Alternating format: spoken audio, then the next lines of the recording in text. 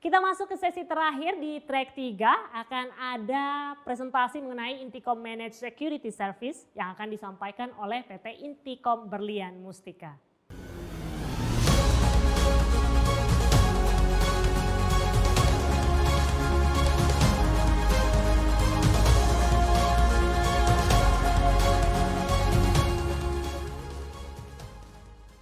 Ya, selamat siang Bapak-Bapak, Ibu-Ibu sekalian. Terima kasih atas kedatangannya di acara ini. Perkenalkan, nama saya Joas Christian Santo selaku Head of Managed Security Services Intikom Berlian Mustika. Dan pada hari ini saya akan sedikit present mengenai when security meets control. Pada saat keamanan bertemu dengan kontrol. Mengapa? Karena biasanya kita pada hari-hari ini kita selalu menganggap security adalah hal yang harusnya berjalan di belakang layar. Padahal security berbicara lebih daripada itu, tidak hanya mengenai keamanan as in sesuatu yang sudah harus berjalan, tetapi bagaimana kita mengontrol di dalam environment perusahaan kita. Jadi kita mungkin berbicara sedikit mengenai apa tujuan daripada cyber security. Jadi yang pertama, tujuan cyber security adalah bagaimana kita memprotek data dan bagaimana kita itu membuat data kita itu tidak bisa di-tapping atau tidak bisa bocor gitu ya ke external party. Dan juga bagaimana kita juga mendefine data-data yang sifatnya konfidensial, mana yang tidak boleh keluar dan masuk. Dan yang pasti selanjutnya adalah mengenai intellectual property daripada perusahaan tersebut. Selanjutnya kita juga harus mendefine apa yang boleh diakses dan yang tidak boleh diakses dalam perusahaan tersebut. Apakah memang perusahaan Anda benar-benar secure in terms of karyawan-karyawan Anda yang mengakses kepada aset-aset Anda? Apakah Anda bisa meyakinkan bahwa aset-aset Anda memang benar-benar diakses oleh karyawan Anda? Seperti itu. Dan yang selanjutnya adalah pada saat terjadi breach, bagaimana Anda men-track, merespon, dan juga menanggapi akan masalah yang ada. Nah, kita berbicara mengenai sektor manufacturing. Kalau kita lihat beberapa tren beberapa tahun belakangan ini, kita lihat bahwa manufacturing sector adalah salah satu sektor yang paling rentan terhadap cyber attack. Mengapa kita bicarakan demikian? Karena pada dasarnya manufacturing sector hanya berfokus kepada efektivitas dan produktivitas. Security bukannya tidak dimasukkan ke dalam perhitungan tersebut, tetapi akan menjadi prioritas yang selanjutnya. Tetapi dengan adanya era industri 4.0 dan adanya adopsi IoT, maka permainan akan menjadi berbeda. Pada saat semua perangkat terhubung dengan IT, maka IT menjadi sarana untuk para attacker untuk melancarkan serangan mereka. Dan kita bisa lihat di current landscape sekarang apa yang terjadi. Dengan adanya COVID-19, maka serangan-serangan ini jumlahnya akan semakin banyak. Kita lihat kurang lebih on average itu $330.000 itu terjadi cyber incident di IoT. Jadi kalau misalnya industri Bapak atau Ibu memang bergerak di bidang manufacturing dan menggunakan IoT, kita lihat sekarang IoT pun security-nya juga masih belum banyak diadopt. Yang kedua adalah mengenai financial impact terhadap data breaches. Kita lihat on average $7,5 juta. Dan kita juga lihat peningkatan daripada cyber security incident rise-nya juga ya. Jadi kita lihat yang pertama dari tahun lalu ke tahun ini kurang lebih ada peningkatan 3,5 kali ransomware, 2,5 kali spoofing, dan 0,7 spear phishing. Ini merupakan data yang cukup mengerikan, mengingat bahwa ransomware tidak hanya memutus daripada produktivitas itu sendiri, tetapi dia juga meminta sumbangan atau ransom dalam bentuk donasi, yang akhirnya juga akan merugikan perusahaan baik dari sisi integritas dan juga dari sisi capitalnya dia juga. Dan kalau kita lihat trennya sekarang ini, tidak hanya mengenai hal tersebut, tapi kita lihat sudah meranjak ke supply chain attack. Apa yang dimaksud dengan supply chain attack? Maka serangan-serangan ini sudah mulai mengincar pemasok daripada manufacturing tersebut. Kita ngomong third party, ya, kita berbicara mengenai third party. Yang dimaksud dengan third party pada saat terjadi compromise dalam bisnis email Bapak atau Ibu sekalian. Misalnya contoh, ada wiring uang kepada external party yang dianggap trusted atau terpercaya, ternyata itu bohong. Nah, kita lihat kejadian ini cukup marak belakangan-belakangan ini, terlebih dengan adanya campaign daripada COVID-19, kita lihat on average loss-nya adalah sekitar 1,77 billion atau miliar di tahun 2019 saja gitu ya. Dan juga ada peningkatan juga serangan dalam OT atau operational technology juga. Kita lihat di sini tidak menjadi masalah untuk terjadinya serangan karena adanya convergence tadi antara IT dan OT. Dan menurut data IBM X-Force sendiri, kita lihat ada peningkatan 2000% untuk serangan-serangan OT. Selanjutnya kita berbicara mengenai pengamanan daripada cyber security sendiri. Jadi kalau kita berbicara mengenai konteks security, kita tadi berbicara mengenai kontrol. Kontrol itu berarti mengenai apa? Mengenai bagaimana kita mempelajari konteks-konteks apa yang terjadi di dalam perangkat keamanan Bapak atau Ibu sekalian yang dipasang di environment Bapak atau Ibu sekalian. Jadi kita harus bisa mendefine apa saja yang ada dan juga bagaimana cyber asset itu berinteraksi satu dengan yang lain. Apakah ini adalah behavior yang normal atau tidak? Kenapa seperti itu? Karena pada dasarnya security itu bagaimana kita harus bisa mendefinisikan apa saja yang harus terjadi di belakang layar, dan kita harus mendefinisikan juga apa yang menjadi titik anomali sehingga kita bisa meresponi dan juga kita bisa menanggapi masalah dengan lebih cepat dan lebih efektif.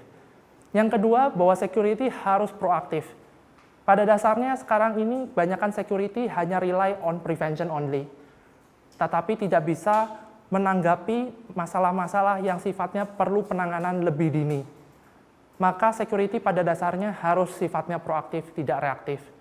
Monitoring tidak cukup lagi, dan juga kita harus lihat juga bahwa trennya makin sekarang, makin belakangan ini, dengan adanya advanced persistent attack dan juga attack-attack yang sifatnya memang targeted ke high profile company, membuat security harus berubah dan menjadi lebih proaktif. Mengenai cyber security defense, kita tidak bisa pungkiri bahwa teknologi tidak bisa berdiri sendiri. Mungkin Bapak atau Ibu sudah pernah investasi gitu ya dari sisi teknologi, mungkin Bapak punya firewall yang baik, punya IPS yang baik. Tetapi tanpa didukung oleh proses dan people yang mendukung akan terjadinya cyber security defense ini, maka hal itu akan sia-sia. Kenapa? Karena kembali lagi, tren yang ada di luar, attack yang ada di luar itu jauh lebih cepat daripada teknologi ataupun kapasitas daripada personel, daripada tim IT Bapak atau Ibu sekalian untuk menanggapi. Jadi kita lihat di sini ada beberapa challenges yang memang perlu diadres. Yang pertama adalah not enough time, tidak cukup waktu. Kurangnya expertise yang bisa menangani hal tersebut. Yang selanjutnya tidak kurang juga orangnya. Dan juga kurang juga dari sisi visibilitasnya. Mungkin punya beberapa perangkat keamanan tetapi beda-beda konsol. Susah untuk mengaturnya. Dan yang paling kritikal adalah bagaimana tingginya waktu untuk MTTR, mean time to response. Bagaimana Anda merespon terhadap masalah tersebut. Nah, oleh karena itu kami dari Intikom memang merekomendasikan untuk solusi Managed Security Services. Apa yang dimaksud dengan Managed Security Services? On paper adalah bagaimana kita itu membantu tim Bapak atau Ibu untuk menjaga security dari tim IT Bapak atau Ibu, dan kita bekerja 24/7. Meaning bahwa kita bekerja terus-menerus dan kita selalu memberikan update ke tim Bapak atau Ibu mengenai security konteks yang terjadi. Jadi dan juga kita juga mendefinisikan mengenai risk-based services. Jadi Bapak atau Ibu tidak perlu takut dari sisi investasi pun karena kita menerapkan sistem risk-based services. Apa yang dimaksud dengan risk-based services? Risk-based services itu berarti adalah Bapak atau Ibu hanya membayar sesuai dengan kebutuhan Bapak atau Ibu.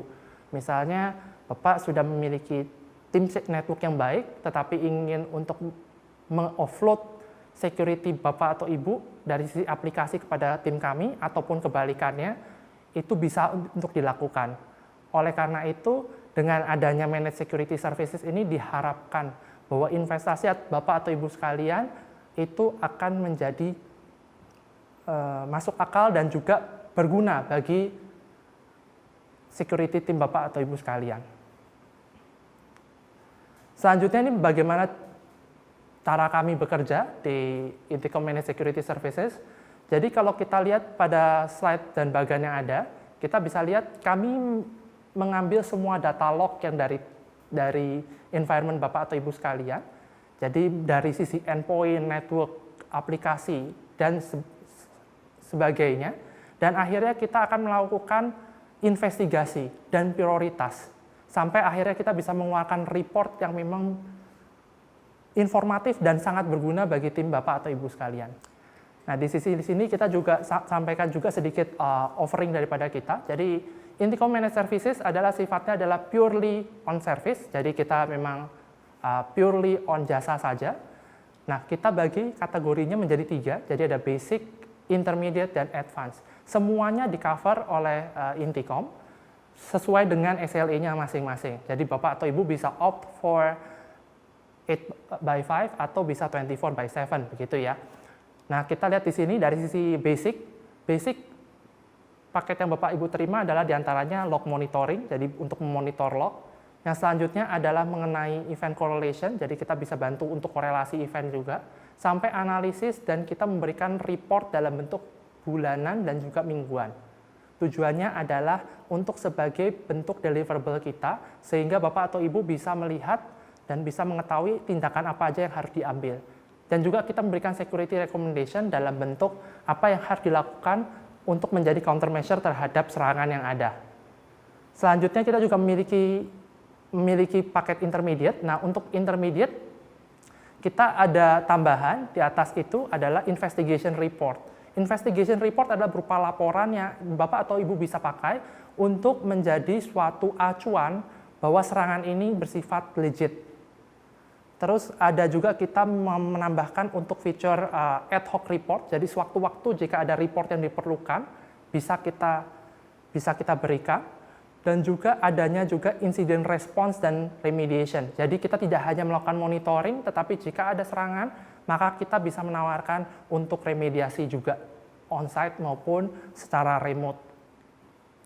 Dan yang selanjutnya yang terakhir untuk yang intermediate adalah untuk proteksi terhadap insider threat. Jadi insider threat kita mengandalkan user behavior analytic. Jadi misalnya di dalam perusahaan Bapak atau Ibu ada beberapa karyawan yang memang mempunyai chance untuk membocorkan data, maka akan kita pantau dalam sisi behaviornya sehingga jika ada anomali bisa kita report. Tujuannya adalah untuk minimalisir serangan-serangan atau insider threat. Ya. Dan yang terakhir adalah mengenai advance. Jadi kalau advance mendapatkan paket intermediate, on top of that juga ada automated response dan juga endpoint security management. Dan ini sifatnya free. Jadi untuk EDR kita akan provide free untuk itu. Dan automated response yang dimaksud di sini adalah kita menciptakan suatu script untuk countermeasure-nya. Jadi Bapak atau Ibu misalnya let's say tidak mau dilakukan pada jam kerja, Bapak Ibu mau lakukan itu secara otomatis by script, itu juga dimungkinkan. Dan yang selanjutnya adalah mengenai modul-modulnya. Jadi untuk tadi, kenapa kita tadi bilang risk-based managed services, kenapa? Karena kita bagi berdasarkan kategori risikonya. Kita punya 4 kategori sekarang untuk risk-nya. Jadi yang pertama adalah network, dan ini on by default. Jadi kalau misalnya Bapak atau Ibu ada keperluan dan itu sifatnya network aja, berarti nanti hanya satu modul aja gitu ya istilahnya. Dan itu kita udah mencakup banyak hal. Jadi udah ada firewall, IPS, IDS, router, switch, antivirus, email, to FA, semuanya dimasukkan ke dalam situ. Dan yang selanjutnya kita punya NFV, jadi Application and Network Visibility. Nah untuk itu kita bekerja sama juga dengan Network Traffic Analysis. Jadi istilahnya kita juga mengambil data-data dari NetFlow, JFlow, semuanya itu, dan kita bisa olah bersamaan dengan log yang ada untuk menciptakan suatu laporan yang lebih rich in context. Kenapa kita perlu itu juga? Karena pada dasarnya kadang-kadang orang hanya rely on equipment lock saja. Padahal kalau misalnya let's say ada hacker yang masuk ke dalam firewall Bapak dan mematikan lock tersebut, maka itu akan menjadi masalah. Tetapi tidak bisa dipungkiri kalau misalnya adanya paket traffic analysis NTA yang ada, maka itu bisa didetect. Makanya kita provide ini on top of network module yang sudah ada. Selanjutnya kita juga support untuk WAF, DB Firewall, dan juga VA. Dan selanjutnya ada Identity and Access Management. Ini untuk proteksi terhadap identitas dan juga akses daripada Bapak Ibu sekalian. Jadi itu bisa berkaitan dengan DLP, bisa berkaitan juga dengan Identity Governance, PAM, UEBA, dan juga Password Management, dan juga HSM. Dan ini juga mungkin Bapak atau Ibu juga perlukan untuk mensecurekan dari sisi pergerakan file yang ada. Jadi istilahnya untuk kita bisa mengidentifikasi akses-akses user. Dan yang terakhir kita mempunyai Cloud and Mobile. Untuk Cloud and Mobile kita juga support untuk Infrastructure as a Service Security, dan ini tergantung terhadap pilihan Bapak atau Ibu sebelumnya. Jadi misalnya let's say menggunakan Azure atau menggunakan AWS atau menggunakan Google Cloud, IBM Cloud, whatever, kita bisa support untuk hal tersebut. Dan kita juga ada IMM dan juga MDM on top of that, kita untuk support untuk mobile application. Jadi untuk productivity tools yang sifatnya perlu mobile, kita juga support di sini. Dan kita ada additional services. Nah, untuk additional services memang kita ada service tambahan di luar daripada offering kita yang tadi, adalah jika kalau Bapak atau Ibu memang mempunyai contoh custom parsing. Jadi kalau misalnya ada aplikasi yang sifatnya custom yang perlu di-manage, juga security-nya kita juga memungkinkan untuk skenario seperti ini. Dan yang kedua, kalau ada compliance-based report, misalnya ISO kah, dari sisi sertifikasi terhadap third party juga, jadi kita bisa bantu juga dari sisi PCI DSS misalnya contohnya, itu kita bisa bantu untuk menyediakan report yang mendukung akan proses sertifikasi tersebut, dan juga untuk monitor juga dari sisi pergerakan file yang ada. Dan ini memang cukup banyak dibutuhkan belakangan ini. Nah, selanjutnya adalah vulnerability assessment. Kita juga bisa tawarkan juga VA. Jadi jika Bapak atau Ibu tidak mempunyai VA, kita bisa bantu untuk menyediakan jasa ini ke Bapak atau Ibu sekalian untuk bisa langsung dipakai. Selanjutnya penetration testing, kita juga bisa membantu dari sisi serangan-serangan yang ada untuk kita membantu dari sisi memetakan risk atau risiko yang ada. Next, kita juga ada risk management assessment. Jadi risk management assessment adalah contohnya kita melakukan assessment terhadap data Bapak Ibu sekalian by web lewat internet. Jika memang ada potensial serangan yang ada ataupun potensial vulnerability yang ada, kita bisa melakukan assessment dan kita memberikan laporan dalam bentuk scorecard yang akhirnya nanti Bapak atau Ibu bisa lihat dan bisa dipelajari. Sifatnya ini adalah one time purchase, jadi Bapak atau Ibu bisa menjadwalkan hal tersebut. Next, insiden forensik dan juga investigation. Jadi insiden forensik dan investigation ini adalah mengenai jika sudah terjadi post-breach, sudah terjadi breach dan sudah masuki kategori post-breach, kita juga bisa membantu Bapak atau Ibu sekalian dalam sisi forensik untuk mengetahui sebetulnya dia masuknya lewat mana, apa saja aset yang sudah ditargetkan, apa saja data yang sudah leak atau sudah bocor, dan bagaimana mereka bergerak di dalam environment Bapak atau Ibu sekalian. Dan juga kita melakukan investigasi juga terhadap serangan tersebut. Selanjutnya ini adalah sedikit cuplikan mengenai demo lah ya, sebetulnya mengenai report yang ada. Jadi ini report sampel yang kita ambil untuk dari sisi bulanannya. Ya, jadi ini contohnya. Next. Ya, jadi kalau kita lihat di sini ada kita biasanya sampaikan dalam bentuk tiga main point. Jadi yang pertama adalah executive summary. Yang kedua adalah mengenai key daripada feature-nya apa saja, dan juga yang terakhir adalah dari sisi recommendation-nya. Untuk executive summary, dari Bapak atau Ibu bisa lihat di layar, jadi kita membagi itu menjadi 3 kategori besar, yaitu adalah pre-infection, post-infection, dan juga apa saja yang terjadi di dalam user-user yang ada. Kembali lagi, tiga ini akan tampil jika misalnya menggunakan insider thread. Jadi saya based on intermediate package. Jika Bapak atau Ibu opt for basic, untuk yang user memang tidak ada gitu ya istilahnya. Hanya ada pre dan post infection. Kenapa kita bagi seperti dua seperti ini? Jadi pre infection adalah bagian dari Bapak atau Ibu yang Bapak perlu lakukan prevention yang bisa di-prevent. Dan untuk post infection itu sudah terjadi exploit, berarti harus ada pengecekan terlebih dahulu terhadap aset dan juga harus ada remediation terhadap serangan tersebut. Jadi kalau kita lihat di pre-infection ada recon, ada malware, itu bisa dilakukan pengecekan karena mereka belum melakukan tindakan apapun. Mereka mungkin dormant, mereka mungkin melakukan disruption terhadap services tapi belum melakukan mungkin launch an attack gitu ya, real attack, jadi belum mengambil data dan segala macam. Jadi bisa difokuskan untuk melakukan prevention di situ. Untuk Trojan dan juga malware files juga ada di situ. Selanjutnya untuk post infection sendiri pun kita bisa melakukan countermeasure juga dari sisi memang pengecekan. Nah ini kita bisa bantu dari tim kita juga. Jadi Intikom juga memiliki tim engineering yang bisa membantu tim Bapak atau Ibu sekalian untuk bisa melakukan perbaikan ataupun remediasi terhadap serangan-serangan yang sudah infect gitu ya. Jadi kita bisa membantu dari sisi prevent dan juga kita bisa membantu dari sisi remediation-nya juga.